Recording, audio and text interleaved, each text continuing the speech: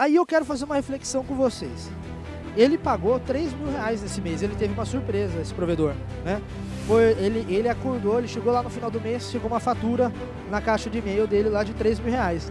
Todo mês ele pagava 2, chegou uma fatura nova de R$3.000. Valeu a pena ele usar o percentil nesse mês ou não? O que vocês acham? Porque se ele tivesse pré-contratado 500 megas a mais, ele não pagaria só R$2.000?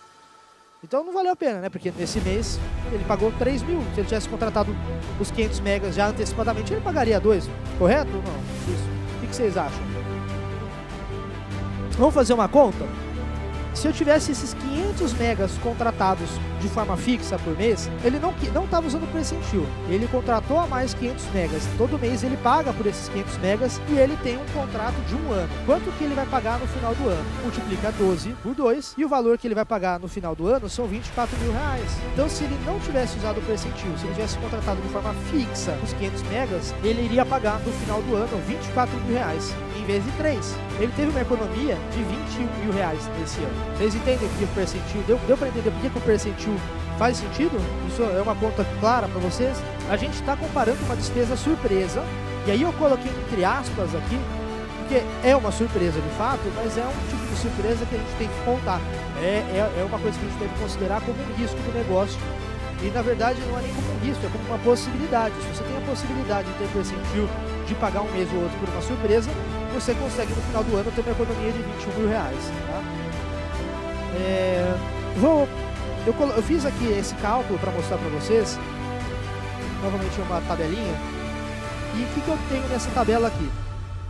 Se eu exceder o percentil por um mês, eu vou pagar, considerando todas essas premissas desse exemplo, se eu exceder por um mês esses 500 megas, eu vou pagar no final do ano R$23.000, se eu tiver R$3.000 a mais se eu tiver percentil.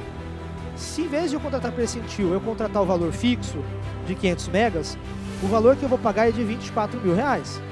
Logo, o percentil traz um saldo positivo, né, em comparação com a banda fixa de R$21.000. O provedor economiza R$21.000 no final do ano. Se pegar o mesmo exemplo, eu exceder por 2 meses o percentil, eu vou gastar no final do ano R$6.000. A minha economia continua sendo de R$18.000.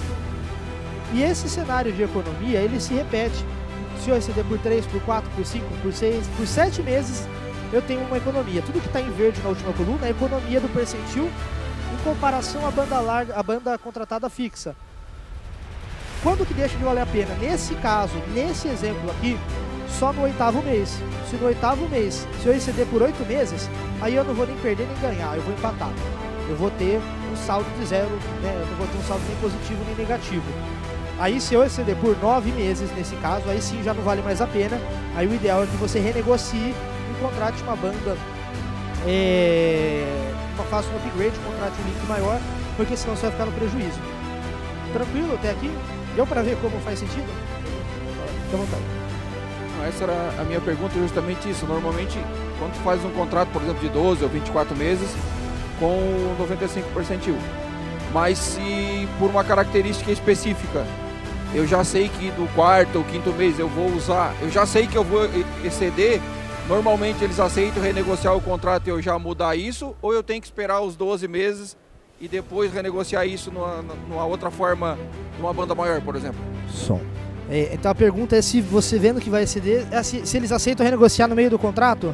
Cheguei no 3º, 4º mês, tinha uma característica, eu comecei a usar mais banda e eles vão... E aí eu quero negociar, porque eu não quero ficar pagando aquele valor de R$6 em vez de R$4, por exemplo. Sim, a maioria das empresas renegociam. E por que elas renegociam em vez de ficar pagando percentil? Porque para o fornecedor, vocês também são fornecedor, né? Sempre é mais importante a recorrência do que o valor flutuante, né? Então eu tenho uma previsibilidade de caixa. A gente da Sage renegocia. O provedor está excedendo, eu até prefiro que ele renegocie para ele mesmo ficar mais confortável e não ter a, entre aspas, surpresa. E tem uma vantagem em você renegociar também, que é o seguinte: quanto mais você compra, o valor do mega diminui. Então você não vai pagar aqueles mesmos R$4 se você, às vezes, talvez de 500 para 1 GB é pouca diferença, mas de 5 para 10 você consegue ter uma diferença drástica na quantidade de mega. Então, sim, dá para renegociar no meio e vale a pena renegociar no meio quando você está vendo que vai passar de um cenário, entendeu? Obrigado pela pergunta. Mais alguma?